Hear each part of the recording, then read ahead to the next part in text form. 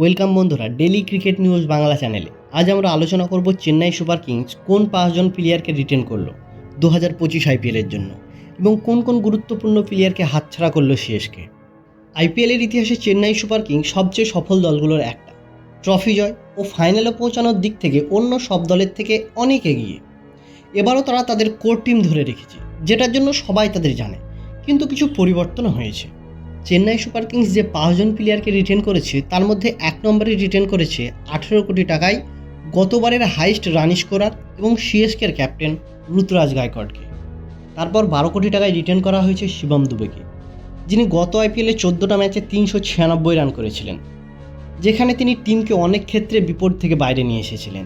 চতুর্থ নম্বরে রিটেন করা হয়েছে 13 কোটি দিয়ে শ্রীলঙ্কান প্লেয়ার মাথিসা পাথিরানাকে, যার বোলিং গতবার সবার নজর কেড়েছিল। গতবারে তিনি 6টা ম্যাচে 13টা উইকেট নিয়েছিলেন।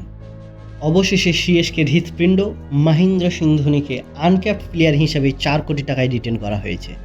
আর মুস্তাফিজুরকে নিয়ে একটা বড় প্রশ্ন ছিল, তাকে রিটেন করবে কি না, সেটাও পরিষ্কার হয়ে গেল, তাকে রিটেন করা হয়নি। যদিও আমার মনে হয় অকশনে তার পিছনে ছুটবে সিএসকে। আপনার কি মনে হয় নিচে কমেন্টে জানাবেন। চেন্নাই সুপার কিংস 5জন প্লেয়ারকে মোট 65 কোটি টাকা দিয়ে রিটেন করেছে এবং তাদের পার্শ্বে এখন 55 কোটি টাকা আছে। এখন প্রশ্ন হচ্ছে, তারা তাদের বড় বড় প্লেয়ারদের এই 55 কোটি টাকা দিয়ে কি ফিরিয়ে নিয়ে আসতে পারবে মেগা অকশনে, যেখানে আছে মুস্তাফিজুর, ডেভিড ওয়ার্নার, রচিন রবীন্দ্র ও আরও অনেক বড় বড় নাম।